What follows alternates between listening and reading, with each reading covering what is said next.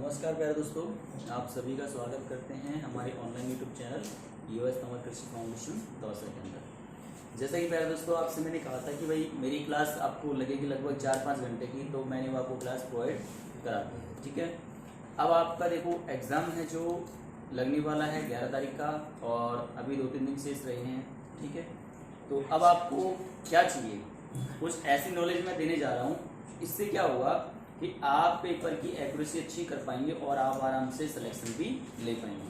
जैसे कई बच्चे हमारे क्लास ले रहे हैं लगातार, ठीक है, तो उन बच्चों को बहुत अच्छा बेनिफिट मिलने जा रहा है। अब इसमें क्या है कि देखो आपको करना क्या है, इसमें करना ये है कि जैसे आप एग्ज़ाम में बैठते हैं, ठीक है, तो आपको क्या लगता है कि सर हमारा सिलेक्शन होगा या नहीं होगा, हमने बहुत कम पढ़ा है, हमने ये चीज़ें पढ़ी ही नहीं है, और इन चीज़ों का जो नॉलेज है हमको वो बहुत कम है। ठीक है, तो देखो ये डिपेंड नहीं करता। अभी आपको क्या लेना है, सिलेक्शन लेना है, टॉप तो करना नहीं है भाई। टॉप तो वही बच्चा करेगा जो साल भर से चल रहा है।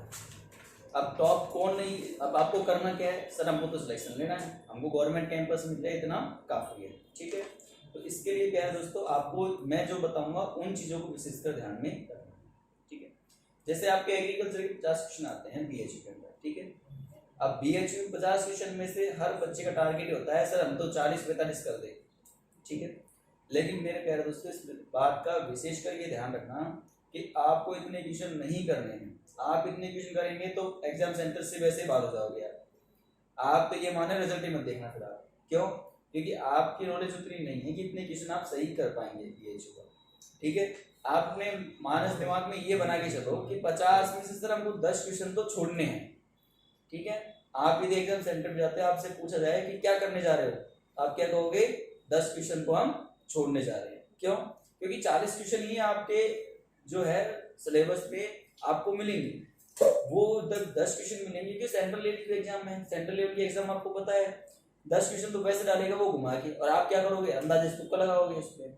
ठीक है, और तुक्का आपका होगा फिर, तो आपको 10 क्वेश्चन को सेपरेट कर देना है। अब वो 10 क्वेश्चन कौन से होते हैं वो पेपर देके आपको डिपेंड करेगा। अब बचते कितने, 40। तो 40 में से मेरे प्यारे दोस्तों आपको ओनली 30 से 35 क्वेश्चन ही करने हैं। ठीक है, ये तो रही किसकी बात, एग्रीकल्चर की बात।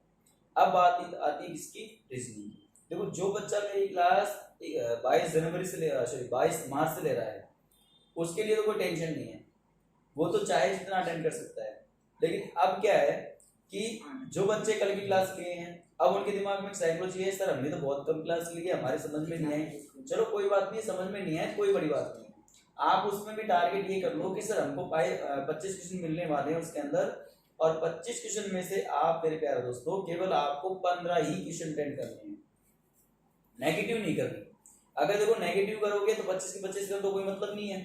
ठीक है, अगर आप 15 करोगे वो आपका सटीक है, 12 से 15 यदि क्वेश्चन करते हो और वो बिल्कुल आपका सही है, तो आप इस दिन में एक अच्छे स्कोर पे पहुंच पा रहे हो। कैसे कि आपने वहां पे 30-35 कर दिया, यहाँ पे 15 कर दिया, 10 कितना हो गया आपका, 50 हो गया। इसके बाद में आपको केमिस्ट्री के अंदर जो प्रश्न आए वो ही सॉल्व करना है। अब हो सकता है 25 में से आपको 10 क्वेश्चन ही आए, हो सकता है 5 क्वेश्चन आए, हो सकता है 15 क्वेश्चन आ जाए।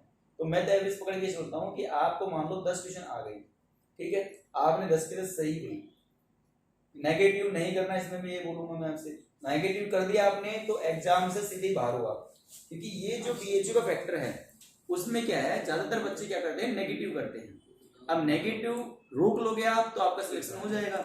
अब नए नए हो, नए नए खिलाड़ी हैं, सब छक्के चौके मारने की तो आदत ही है, देखते देखते सीख गए कि हमको तो आते बैट्समैन उतर गया साहब प्लेटफॉर्म पे, अब बढ़ते बढ़ते पहली बॉल पे हम छक्का मारेंगे। लेकिन आपको पता नहीं है पहली बॉल पे छक्का मार दे तो रिस्क आउट होने का बहुत ज्यादा होता है।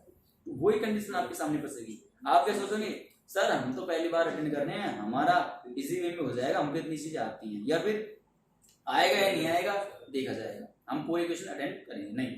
आपको मानस ये बनाना है कि हमको कितने क्वेश्चन छोड़ने हैं रियलिटी में और कितने क्वेश्चन अटेंड ही करने हैं। देखो आप अभी टॉप नहीं कर सकते, लेकिन एक बात का विशेष कर ये ध्यान रखना कि टॉप नहीं कर सकते लेकिन सिलेक्शन तो आप ले सकते हो। और वो कैसे ले सकते हो वो आपको रणनीति मैंने बताई है कि एग्रीकल्चर में 30-35, रीजनिंग में 15 और आपके केमिस्ट्री में कितने करने हैं आपको 10। तो टोटल मिला के आपके प्रश्न बनते कितने 60। 60 इंटू 3 करोगे 180 नंबर। इजी वे में हर किसी बच्चे का 180 नंबर पे सिलेक्शन मिल जाएगा आपको। BHU का कैंपस सीट आराम से मिल जाएगी।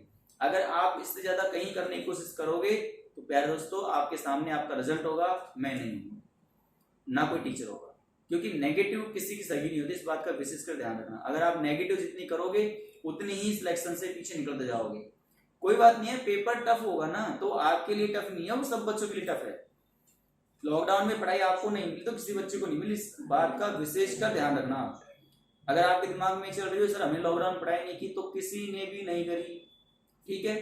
तो आपको केवल और केवल इस बात पे विशेषकर ये ध्यान रखना है कि नेगेटिव नहीं करनी।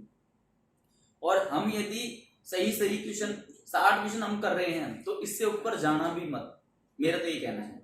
कंप्यूटर बेस्ड आपका एग्जाम लगेगा, कोई बात नहीं, आराम से इतने क्वेश्चन आपके हो जाएंगे, ठीक है, इसमें कोई दिक्कत नहीं है। लेकिन आपको नेगेटिव नहीं करनी है, विशेषकर यही ध्यान रखना है।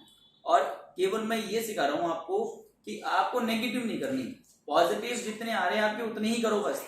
चाहे आपको 50 क्वेश्चन आ रहे हैं तो 50 ही करना, इसका मतलब ये नहीं है सिर्फ 50 में मार्क्स सिलेक्शन नहीं होगा, हो सकता है 50 में भी आप टॉप कर जाओ। कैसे कि पेपर टफ हो, अगर पेपर टफ हो गया तो इजी वे में आप आराम से 50 पे भी टॉप कर पाओगे।